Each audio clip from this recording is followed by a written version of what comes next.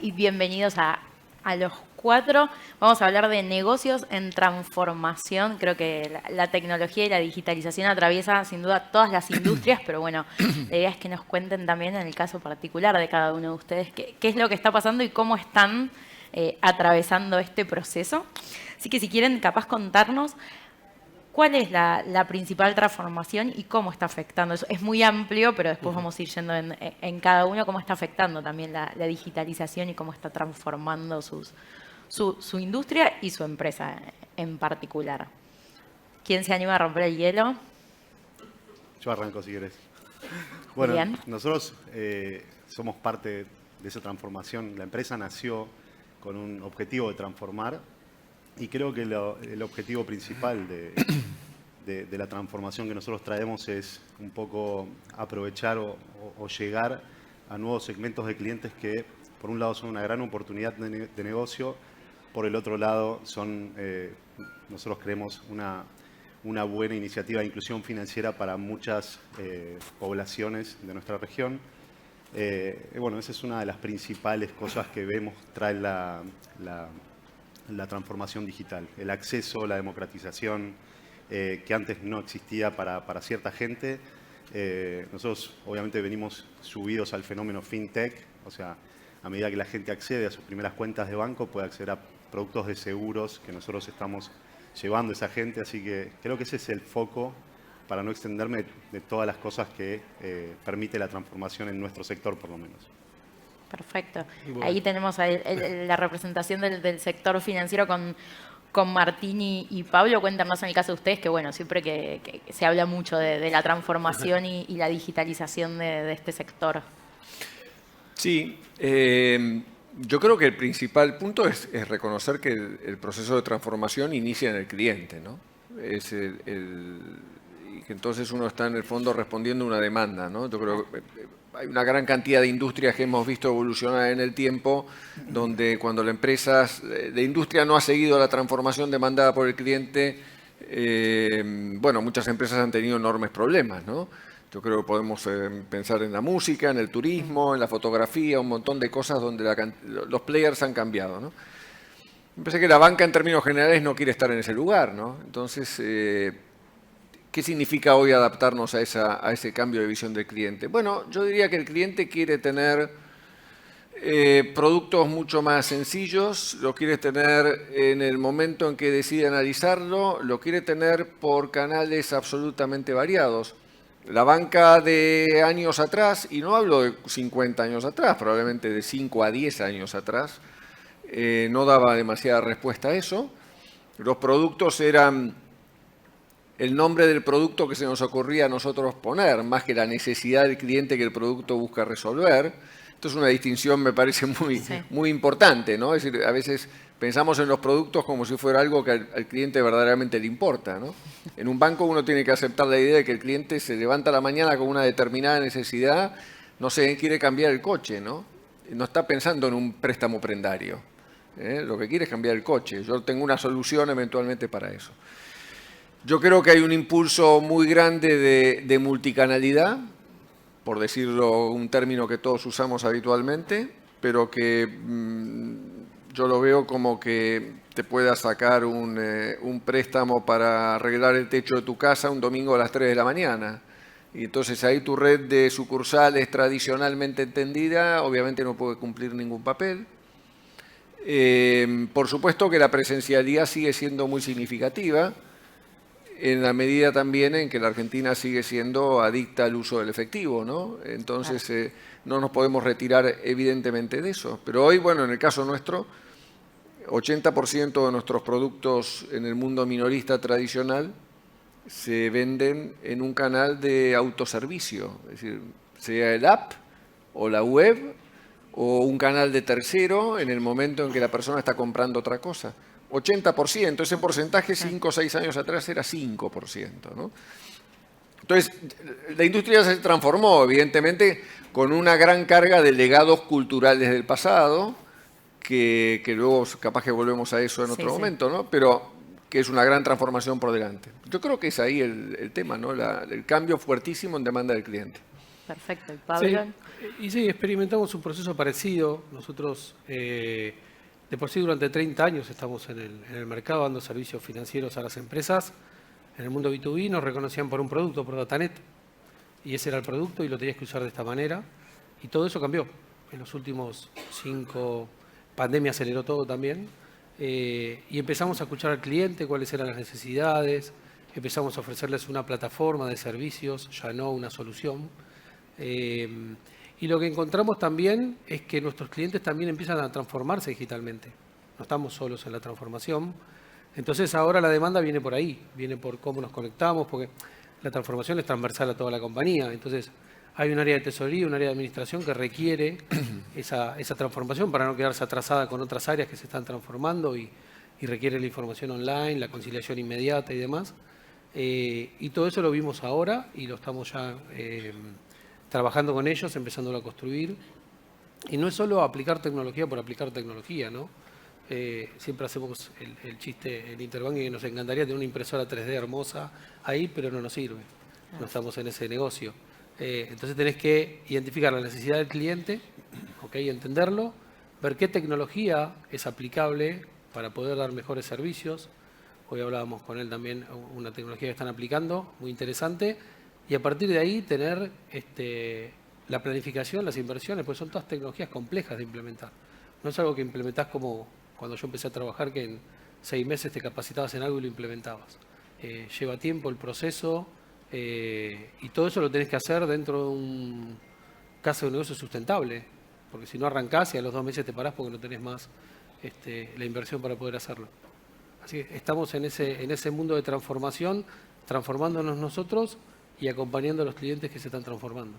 Perfecto. Y en el caso de ustedes, claro que la industria es distinta. Es distinta. La transformación, calculo que también pasa por otro lado. Hablábamos en alguna otra industria de clientes, ¿no es cierto? Nosotros tenemos que pensar que en un laboratorio lo que tenemos del otro lado es un paciente. ¿No es cierto? Es una persona que lo vimos en la pandemia, angustiada, con dificultades para vincularse con el sistema de salud. Entonces, está cambiando cómo esa persona hoy se relaciona con su salud. ¿Sí? Es una persona que se acostumbró, uno ve gente mayor con la tablet, haciendo telemedicina, que por ahí nuestros abuelos uno no lo pensaba, nuestros padres uno no lo pensaba, y hoy están haciendo una consulta a distancia, que entendió que tiene la posibilidad de acceder a ciertos servicios de una manera mucho más cómoda. Y esto es lo que le permitió, si querés, a todo lo que son los vectores que están prestando servicios en el sistema de salud. La transformación nos está permitiendo utilizar los recursos de una manera mucho más eficiente, ¿no es cierto? Cuando vamos a los medicamentos específicamente, hoy estamos hablando de medicamentos personalizados. Nosotros, la impresora 3D en algún momento va a estar presente en nuestra industria. Vamos a poder determinar concretamente qué es lo que mejor te hace a vos, Florencia, y tener la posibilidad de personalizar la medicación para vos, ¿no es cierto? Que hoy está como sobresimplificado. Todos toman los 5 miligramos, 10 miligramos, 15 miligramos, una toma diaria, 2 tomas diarias, y no todos los organismos funcionan de la misma manera. Entonces, tenés por un lado un paciente que hoy se vincula de otra manera con su salud, entiende mejor qué le está pasando, está más informado, quiere acceder a servicios de calidad, un sistema que tiene limitaciones en términos de recursos, ¿no es cierto? Lo vimos claramente en la pandemia, de que si todos necesitamos del servicio al mismo tiempo, no están los recursos presentes. Entonces, la transformación, que ya había empezado antes, la digitalización lo que nos ha permitido es optimizar mucho de los eslabones de este sistema y identificar dónde tenemos áreas de oportunidad, ¿no es cierto? En un sistema fragmentado con el argentino, con distintos prestadores públicos, privados, ¿no es cierto? Con muchos vectores de salud, claramente la información hace la diferencia y nos permite entender mejor a ese paciente y estar teniéndolo como el centro de todo lo que hacemos dentro de la compañía. Perfecto, ahí coinciden todos igual, el cliente siempre es el centro y hacia dónde va en el caso de ustedes. Bueno, el paciente, pero hablaban todos hablábamos de la transformación y la digitalización. Y me parece interesante, digo, son industria de medicamentos, laboratorios, financieras, seguros. ¿Les parece que con esta transformación, antes hablábamos de las empresas tecnológicas y las otras, de distintas industrias, con ahora la tecnología ya inmersa en el negocio, se están transformando, nos estamos transformando todos para ser empresas tecnológicas? ¿Cambia ahí un poco la visión o no? Yo no sé si nos transformamos. Pensar en un banco como una empresa de tecnología, yo creo que probablemente las empresas de tecnología no estarían de acuerdo, ¿no? En primer lugar. Pero más allá de eso, es evidente que tenemos de siempre, pero muy marcadamente en los últimos años, una incidencia de genéricamente la tecnología mucho más marcada. A ver, un ejemplo que está en el corazón de la industria financiera. Cuando nosotros hacemos una evaluación de crédito para darle un préstamo a una persona, seguramente 15 años atrás la visión era lo que en la industria llamamos el juicio experto, es decir, el criterio de la persona, el analista de riesgos. Eso no existe hoy. Eso se volcó tiempo atrás en un score y hemos funcionado con mecanismos de scoring a lo largo de los años, pero hoy no estás yendo tanto por ahí. Hoy hablamos de la huella digital que una persona tiene en la web para analizarlo. Hoy es un criterio de crédito saber qué celular usa la persona, qué conectividad tiene, dónde navega. De ese punto de vista ha cambiado totalmente, ¿no? Entonces, yo creo que si lo miramos en cualquiera de nuestros procesos centrales, vamos a ver que nuestra forma de tomar decisiones ha cambiado muy sustancialmente. En ese sentido, sí, tenemos cada vez un componente mayor de tecnología. Un último ejemplo. Yo supongo que debe ser la experiencia de todos mis colegas en la industria financiera. Evidentemente, tenemos reducción de tareas que tienen un componente de menor aportación de valor, pero por otro lado las áreas de tecnología en los bancos, ingeniería, medios, como las llamemos, no paran de crecer. Claro. Y en perfiles cada vez más sofisticados, ¿no? Nosotros contratamos físicos, gente de data. Eso no era tampoco pensable 10 años atrás. Perfecto. ¿Y en el caso de ustedes? Yo creo que, a ver, tecnología, más que tecnología, lo que veo es que la información que hoy tenemos de los pacientes es a una escala que nunca tuvimos. Si vos mirás el ejercicio de la medicina, un médico se caracterizaba por poder hacer un buen diagnóstico del paciente. Y el diagnóstico se basaba en información que recibía, ya sea algún estudio clínico, algún diagnóstico por imágenes. En los últimos años ha habido una exponencialidad en términos de qué tipo de información recibe y cuán procesada recibe esa información, ¿no es cierto? Hoy podemos ver ya test genéticos para saber cuál es la tasa de prevalencia de alguna posible patología que tengamos. Podemos entender mejor, casi en tiempo real, cómo está esa persona viviendo, qué le está pasando en su sangre, qué le está pasando. Toda esa información claramente mejora la posibilidad de diagnóstico. A nosotros nos da la posibilidad de entender mejor a ese paciente y de trabajar en medicina mucho más personalizada. Creo que el negocio, o si querés, las prestaciones de servicios de salud van a tener otra dinámica completamente diferente a la que tuvieron en el pasado. Eran más, quizás los últimos años fueron más un modelo de la revolución industrial, masivo, la misma solución para mucha gente. Lo que estamos viendo en nuestra industria es que va más hacia una personalización de las necesidades que tiene cada uno de los posibles usuarios de medicamentos que hoy existen en el mundo, ¿no es cierto? Entonces, toda la información. La información es... y aparte, la información te genera un dilema ético, ¿no es cierto? Que creo que es otro de los elementos que está presente. La industria farmacéutica históricamente ha sido una industria muy celosa de cómo guardó la información, de cómo usó esos datos en función de un bien mejor que era la salud general de la población. Y creo que eso nos vuelve a plantear ahora el dilema, porque vamos a tener información genética de posible prevalencia sobre determinadas enfermedades, ¿no es cierto? Entonces vamos a tener que ver cómo eso lo podemos comenzar a administrar, cómo eso se vincula en el grupo familiar, qué decisiones médicas tomamos con respecto a esas personas, porque al final del día representan un costo para la sociedad y tenemos que ver cómo ese costo se contribuye y se paga entre todos. Creo que la tecnología ahí va a ser algo que va a facilitar esa toma de decisiones. Perfecto. ¿Pablo? No, a ver, sí, las empresas van a ser cada vez más tecnológicas desde sus, si querés, desde sus recursos, ¿no? Desde sus valores. Yo cuando empecé hace 30 años, yo era licenciado en sistemas y estaba en el área de seguridad y éramos poquitos. Es más, estábamos solo en la industria financiera y hoy ciberseguridad escrosa todas las industrias. Y cada vez más, porque toda esta explotación de datos y todo esto que está creciendo va a requerir mucho custodio. Entonces, si lo mirás desde el punto de vista de compañía, y voy a necesitar mucho más recursos técnicos y especializados en la tecnología que elija aplicar, ¿no? Y eso requiere, en realidad eso si querés es una realidad, está pasando ya hoy, es ¿qué genera todo eso? Y genera capacitación, genera formación, genera necesidad de talentos y hay políticas que tenemos que empezar a mirar porque no los vamos a tener sino. Hay una demanda que hoy ya existe que no se puede llegar a cubrir. Imagínate en un futuro donde estás pensando que todas nuestras industrias van a necesitar un componente tecnológico muy grande. Ya no es un área de TI que es el 30% de la compañía. 80, 90% de la compañía va a ser tecnología. Y con especialidades encima, porque no es tecnología general, es tecnología especializada en cada uno de los temas. Entonces, hoy ya estamos haciendo frente a ese problema y es un problema de retención de talento y de captura de talento. Y en un futuro se va a incrementar eso, ¿no? Julián, en el caso de ustedes quizás es distinto porque ya nacieron, digamos. Sí, pero creo lo contrario respecto de que todas las empresas se van a transformar en empresas de tecnología. Creo que las empresas tienen que seguir siendo empresas que tienen una expertise en su industria y la tecnología realmente, a pesar de que es nuestro ADN, es secundaria.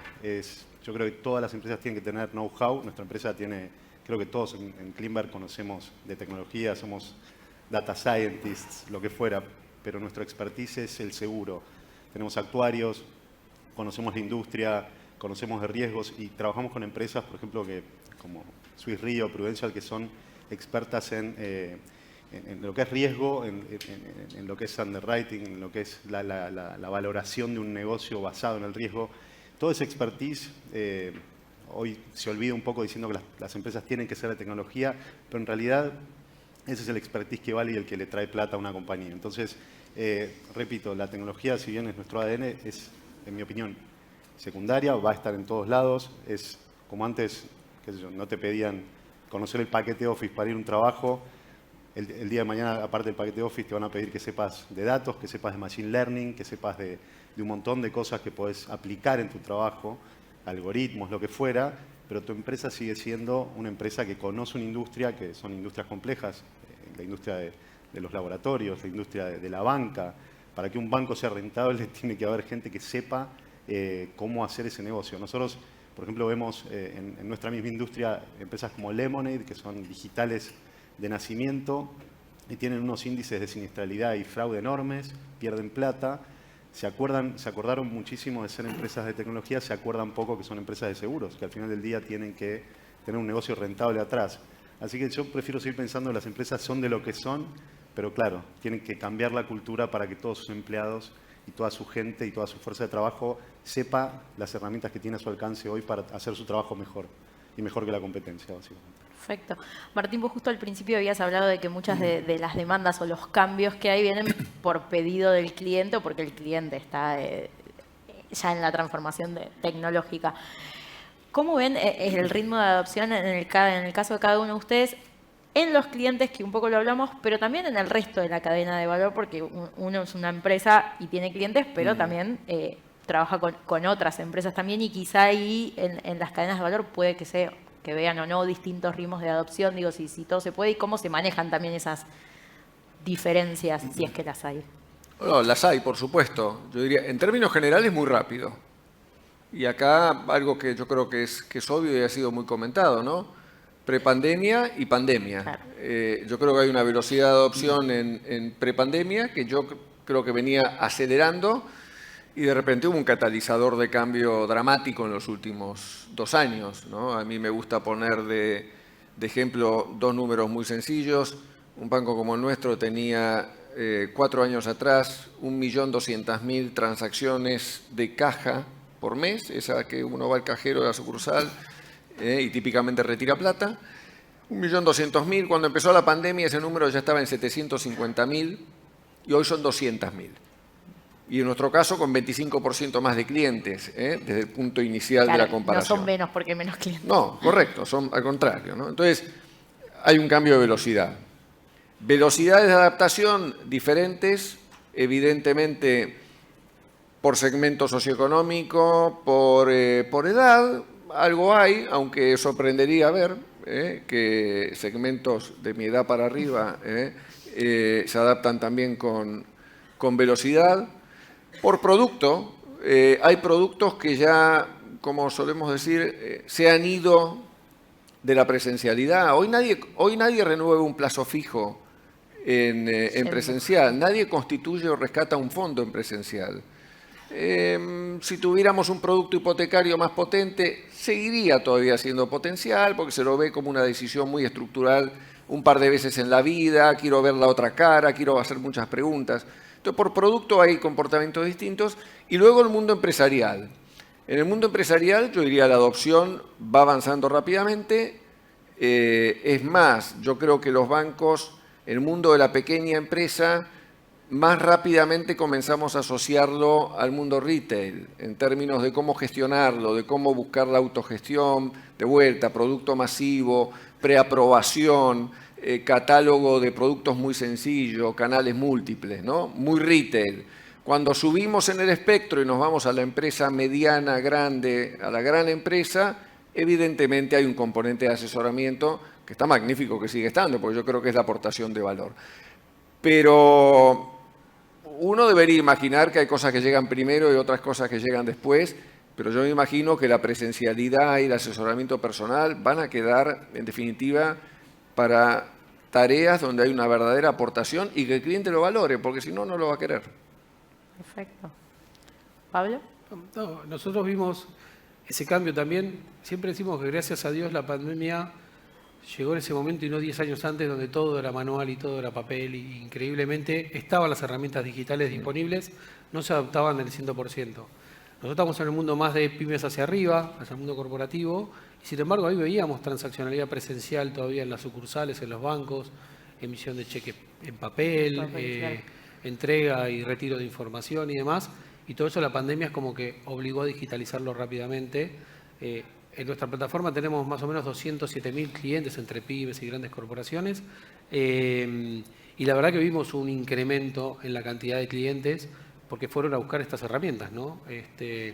Y en los clientes que tienen soluciones o que tienen varios bancos, que operan con varios bancos, nosotros ahí somos una solución muy interesante para ellos. Y ahí vimos un crecimiento importante.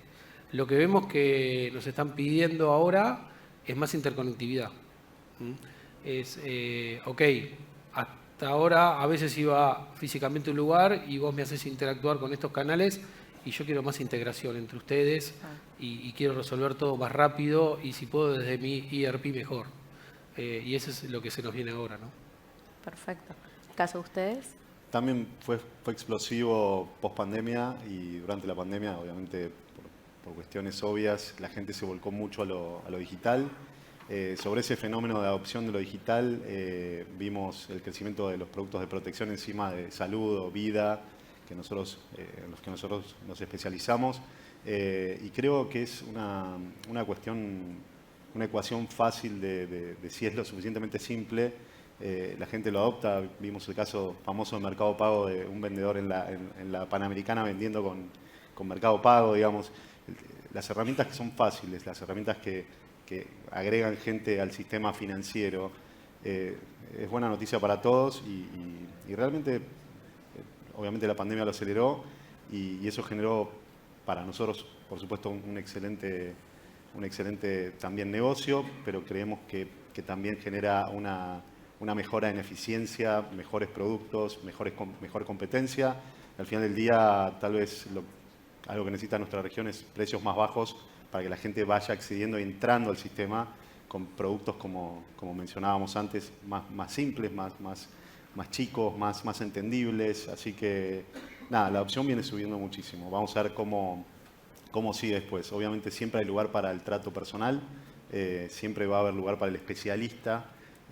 Así que siempre se va a ir acomodando todo en que cuanto más complejo es una transacción como un crédito hipotecario, eso la persona va a generar más confianza que un bot o que un algoritmo, pero digamos, las cosas se van acomodando y lo que, repito, como decía al principio, lo que hace la tecnología es que la gente tenga la posibilidad de adoptar un servicio. Antes no la tenía capaz.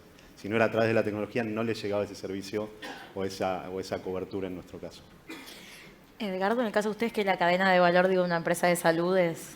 Bueno, creo que a ver lo que nos generó, coincido con todos, ¿no es cierto? La pandemia hace un antes y un después, ¿no es cierto? Nos vimos imposibilitados de ir al médico, de hacer estudios, entonces creo que lo que se dio es mayor selectividad. Creo que a cualquiera de nosotros le preguntamos qué preferís, que el médico te atienda en forma remota o te atienda en forma presencial, la mayoría va todavía a pedir que el médico te vea.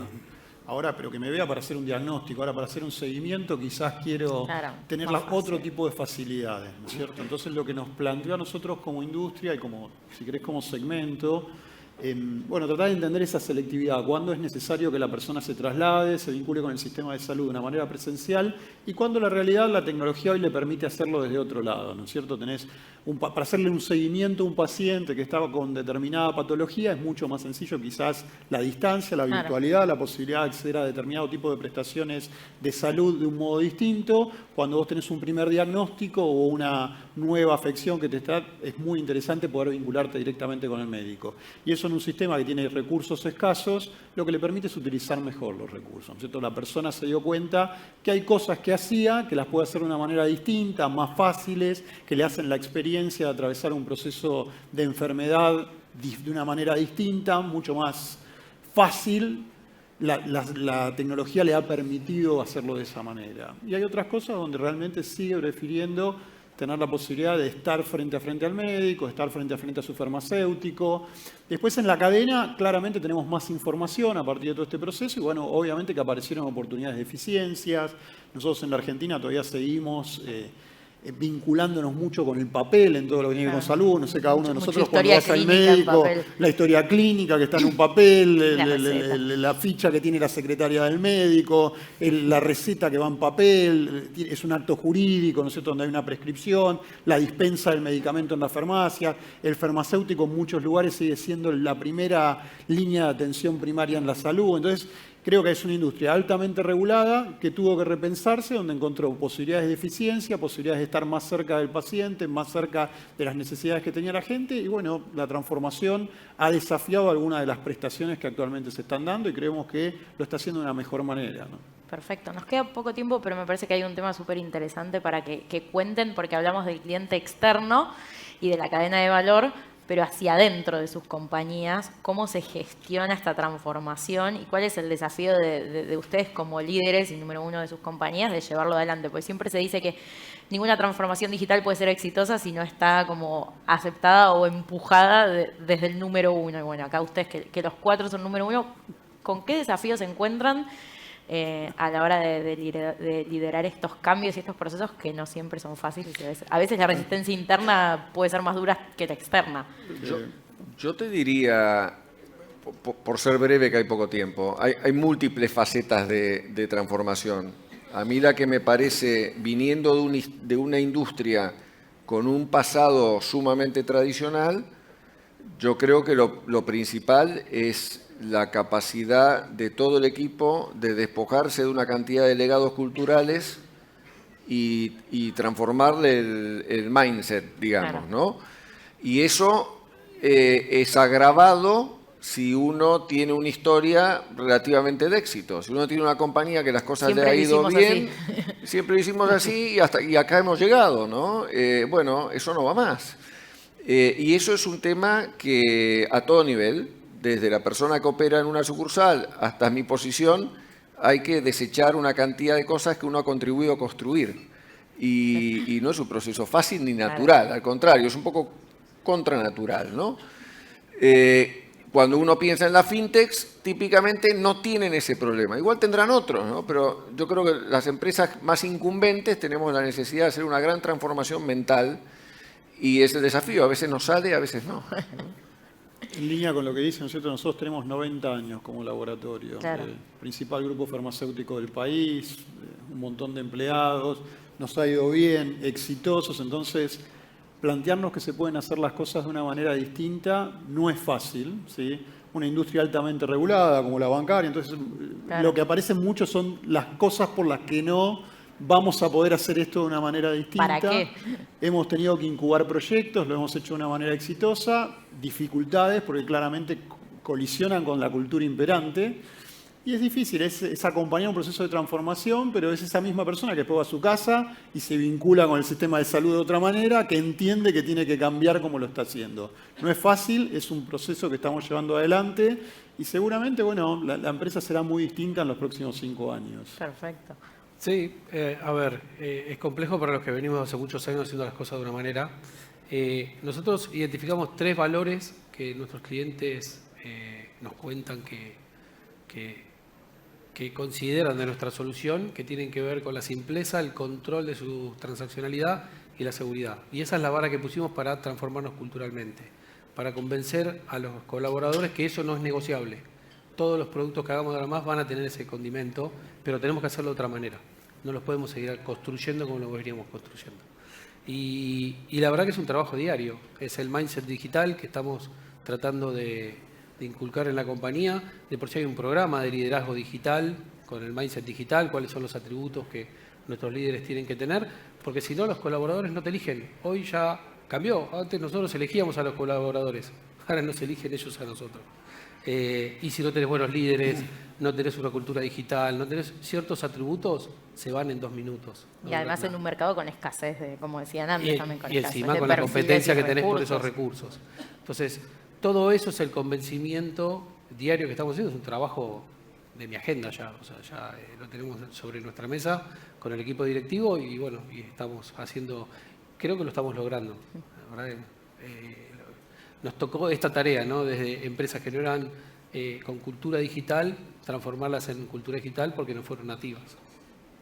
Julián, en el caso de ustedes que Yo lo que que veo, nacieron más nosotros digitales. nacimos digitales, pero lo que observo siempre con nuestros socios o partners es algo que tal vez lo veo demasiado simplificado, pero para mí es un tema de incentivos, donde en una aseguradora tradicional o en un banco tal vez los incentivos de los equipos existentes son de conservar valor y aversión al riesgo. La innovación es todo riesgo, es arriesgar cosas nuevas. Entonces, o la gente que entiende que tiene que arriesgar y desde las áreas de dirección lo incentivan a hacer eso, porque si el que está contratado y llamado a conservar arriesga y lo echan... Claro, digamos, eso te iba a decir, la tolerancia no al tiene error, sentido. digamos, también tiene que ser Entonces, incentivada. a veces o cambiás la cabeza de la gente que tenés y le das los incentivos correctos y los protegés, o tenés que cambiar los equipos y armar laboratorios externos nuevos que tengan los incentivos de arriesgar, y no se pueden mezclar las dos cosas si no tenés los incentivos bien colocados. Así que para mí es un tema de incentivos y bajar línea, casi te diría. Pero capaz que lo veo demasiado simple, no sé. Bueno, una agenda muy interesante en la transformación de sus negocios. Estamos perfectos con el tiempo, así que les quiero agradecer a los 4 por habernos acompañado. Julián, Pablo, Martín y Edgardo, muchas gracias. Y muchas gracias a ustedes también. Gracias. Gracias, Florencia.